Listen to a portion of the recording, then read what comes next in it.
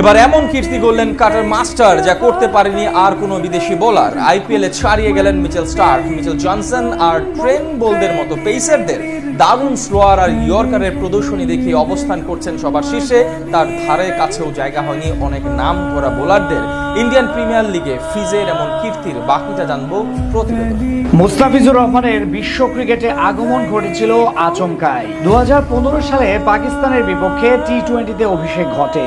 প্রথম ম্যাচেই দারুণ বোলিং প্রদর্শন করে নায়ক বনে যান। তবে ফিজের উত্থানটা ভারতের বিপক্ষে ওয়ানডে সিরিজে। অভিষেক ওয়ানডেতেই ম্যান ইন ব্লুদের বিপক্ষে 5 উইকেট তুলে নিয়ে সাড়া ফেলে দেন ক্রিকেট বিশ্বে। ওই সিরিজে 13 উইকেট শিকার করে ছাড়িয়ে গিয়েছিলেন নামকরা সব পেসারকে। ম্যান ইন ব্লুদের বিপক্ষে এমন পারফরমেন্সের ফলে আইপিএল এর দলগুলোর নজরে আসেন কাটার মাস্টার।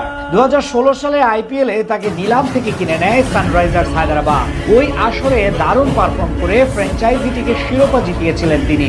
এরপর ধারাবাহিকভাবে বিশ্বের সেরা ফ্র্যাঞ্চাইজি লিগে মাতিয়ে চলেছেন। তবে আশ্চর্যজনকভাবে 2025 সালের আইপিএল নিলাম থেকে তাকে দলে নেয়নি কোনো দল। তবে এবার বিপদে পড়ে ঠিকই ফিজের শরণাপন্ন হয়েছে দিল্লি ক্যাপিটালস। 2 কোটি ভিত্তিমূল্য হলেও 6 কোটি রুপি দিয়ে মাত্র 3 ম্যাচের জন্য